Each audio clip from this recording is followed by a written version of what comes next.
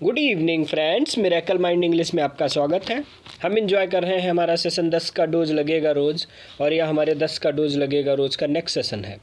आज फिर से हम 10 नए वोकैब लेंगे और उनका कंप्लीट एनालिसिस करेंगे। तो चलिए बढ़ते हैं हमारे सेशन की तरफ और लेते हैं आज का पहला वोकैब। और हमारा आज का पहला वोकैब है lambaste, LAMBASTE।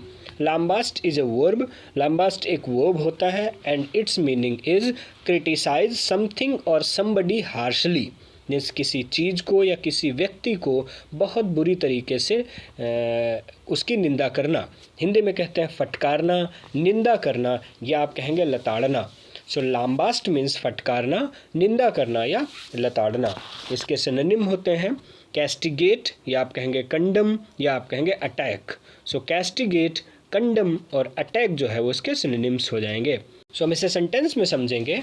The rude manager continued to lambaste the salesman for not moving quick enough. So जो रूड मैनेजर था, continued to lambaste means continue रखा, उसको फटकारना अपने सेल्समैन को, क्योंकि वह मतलब भर को या पर्याप्त क्विक नहीं था। बढ़ेंगे आगे, लेंगे हमारा अगला वोकैब, और हमारा अगला वोकैब है heretic, HERETIC। Heretic is a noun. Heretic एक नाउन होता है and its meaning is a person believing in religious heresy. A person believing, एक व्यक्ति जो विश्वास करता है, रिलीजियस हेरेसी। हेरेसी का मतलब होता है धर्म विरुद्ध। मीन्स ऐसा व्यक्ति जो धर्म विरुद्ध चीज़ों पर विश्वास करता है। सिंपल शब्दों में बोल सकते हैं कि ऐसा व्यक्ति जो धर्म में विश्वास नहीं रखता है, उसके लिए यूज किया जाता है हेरेटिक। हिंदी में कहेंगे विधर्मी, या आप कहेंगे पाखंडी या धर्म विरोधी। सो हेरेटिक मीन्स विधर्मी, पाखंडी या धर्म विरोधी। इसके सिनोनिम हो जाएंगे एपोस्टेट, या आप कहेंगे अथीस्ट या free thinker. So apostate, atheist and free thinker इसके सिनोनिम्स हो जाएंगे। सो हम इसे सेंटेंस में समझेंगे। He was regarded as heretic by the common people. He was regarded, उसे माना जाता था, एज हेरेटिक एक विधर्मी, बाई द कॉमन पीपल सामान्य लोगों के द्वारा, कॉमन आम लोगों के द्वारा उसे एक विधर्मी माना जाता था। बढ़ेंगे आगे, लेंगे हमारा अगला वोकैब, और हमारा अगला वोकैब है backlog, BACKLOG। Backlog is a noun. Backlog एक नाउन होता है and its meaning is an accumulation of incomplete work. Accumulation का मतलब होता है ढेर, ऑफ इनकम्प्लीट वर्क मीन्स अपूर्ण कार्य, मीन्स अपूर्ण कार्य का जो ढेर होता है उसके लिए बोलते हैं बैकलॉग। हिंदी में कहेंगे ढेर, या आप कह सकते हैं पिछला कार्य, या आप कहेंगे जमाव। सो बैकलॉग मीन्स पिछला कार्य, या आप कहेंगे ढेर या जमाव। हिंदी में इसके सिनोनिम हो जाएंगे पाइल, हीप या एक्सेस। सो पाइल, हीप और एक्सेस जो है वो बैकलॉग का सिनोनिम हो जाएगा। सो हम इसे सेंटेंस में समझेंगे। The company hired extra staff to clear up backlog of work. तो कंपनी हायर्ड, कंपनी ने हायर किए, एक्स्ट्रा स्टाफ मीन्स अतिरिक्त स्टाफ जो है उसको हायर किया, to clear up backlog complete करने के लिए पिछला कार्य। सो पिछला कार्य कंप्लीट करने के लिए कंपनी ने और अत्यधिक या अतिरिक्त स्टाफ जो है वो हायर किया। बढ़ेंगे आगे, लेंगे हमारा अगला वोकैब, और हमारा अगला वोकैब है hoodwink, HOODWINK। Hoodwink is a verb. Hoodwink एक वर्ब होता है and its meaning is deceive और ट्रिक। मीन्स आँख में धूल झोंकना, कपट करना, धोखा करना। सो हुडविंक का मतलब आँख में धूल झोंकना, कपट करना, या आप कहेंगे धोखा देना। सो इसके सिनोनिम हो जाएंगे बी फूल, बी गाइल, चीट। सो बी फूल, बी गाइल और चीट जो है वो हुडविंक का सिनोनिम हो जाएगा। हम इसे सेंटेंस में समझेंगे। You can not hoodwink him for long. You can not, आप नहीं कर सकते उसे धोखा, मीन्स आप उसे धोखा नहीं दे सकते हैं, फॉर लॉन्ग लंबे समय तक। सो आप उसे लंबे समय तक धोखा नहीं दे सकते हैं। बढ़ेंगे आगे, लेंगे हमारा अगला वोकैब, और हमारा अगला वोकैब है Gamble, GAMBOL। Gamble is a verb. Gamble एक वर्ब होता है and its meaning is run और जंप प्लेफुली। मीन्स दौड़ना या कूदना खुशी की वजह से, प्लेफुल तरीके से। अच्छा, ये जो वर्ड गैम्बल है, सो एक वर्ड और भी होता है गैम्बल, जिसकी स्पेलिंग जो है वो GAMBLE होती है, उसका मतलब होता है जुआ खेलना। सो ये गैम्बल GAMBOL है और वो GAMBLE होता है। सो स्पेलिंग में डिफरेंस है, प्रोनाउंसिएशन दोनों का ऑलमोस्ट सेम ही होता है। सो गैम्बल वर्ब है और इसका मतलब क्या हो गया, नाचना या कूदना। मीन्स रन और जंप प्लेफुली, नाचना या कूदना गैम्बल कहलाता है, GAMBOL वाला। ठीक है। सो इसके सिनोनिम हो जाएंगे फ्रॉलिक, या आप कहेंगे स्पोर्ट, या आप कहेंगे रोम्प। सो फ्रॉलिक, स्पोर्ट एंड रोम्प जो है वो गैम्बल का सिनोनिम हो जाएगा। हम इसे सेंटेंस में समझेंगे। हर डॉग गैम्बल्ड टूवर्ड्स हर, उसका कुत्ता उसकी तरफ को कूदता हुआ, भागता हुआ आया। बढ़ेंगे आगे, लेंगे हमारा अगला वोकैब, और हमारा अगला वोकैब है hypothecate, HYPOTHECATE।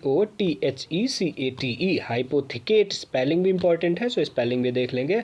Hypothecate, hypothecate is a verb. Hypothecate एक वर्ब होता है and its meaning is to give money by law for a particular purpose. Means किसी को पैसे देना कायदे कानून से किसी विशेष पर्पज के लिए, मीन्स किसी विशेष उद्देश्य के लिए किसी को पैसे देना।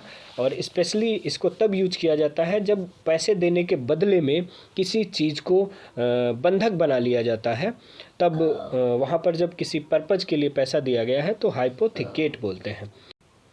हिंदी में कहेंगे बंधक रखना। इसके सिनोनिम होंगे मॉर्गेज, या आप कहेंगे डिपॉजिट, या आप बोलेंगे प्लेज। सो मॉर्गेज, डिपॉजिट और जो प्लेज है वो हाइपोथिकेट का सिनोनिम हो जाएगा। सो हम इसे सेंटेंस में समझेंगे। You can get loan from this bank by hypothecating house. You can get loan from this bank, आप इस बैंक से लोन ले सकते हैं बाय हाइपोथिकेटिंग हाउस, अपने घर को बंधक रख करके, अपने घर को बंधक रख करके आप इस बैंक से लोन ले सकते हैं। सो बढ़ते हैं आगे, लेते हैं हमारा अगला वोकैब, और हमारा अगला वोकैब है जेपर्डी, JEOPARDY।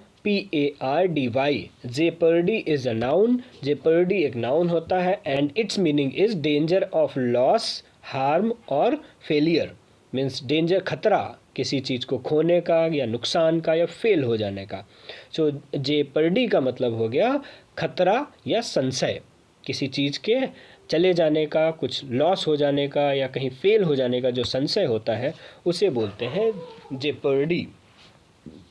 सो इसके सिनोनिम्स होते हैं पेरिल, या आप कहेंगे इनसिक्योरिटी या मीनेस। सो पेरिल, इनसिक्योरिटी और मीनेस जो है वो जेपर्डी का सिनोनिम होता है। सो हम इसे सेंटेंस में समझेंगे। By this act his job is in jeopardy. So by this act, इस कार्य के बाद में, his job is in jeopardy, उसकी जो जॉब है वह खतरे में है, संशय में है। ऐसा काम करके उसकी जॉब जो है वह खतरे में है। बढ़ेंगे आगे, लेंगे हमारा अगला वोकैब, और हमारा अगला वोकैब है halcyon, HALCYON। Halcyon, halcyon is an adjective. Halcyon एक एडजेक्टिव होता है and its meaning is a period of time that was happy and peaceful. एक ऐसा समय जो बहुत ही सुखद था और शांति से भरा हुआ था। ये हम पास्ट के टाइम के लिए भी यूज करते हैं। सो हेल्सियन जो है वो पास्ट में कुछ ऐसा हुआ जो कि बहुत ही सुखद था या बहुत ही शांति प्रिय था, मीन्स शांतिपूर्ण था, पीसफुल था, उसके लिए हमने यूज किया है हेल्सियन। सो इसका हिंदी होगा शांत। इसके सिनोनिम्स हो जाएंगे काम, पीसफुल एंड क्वाइट।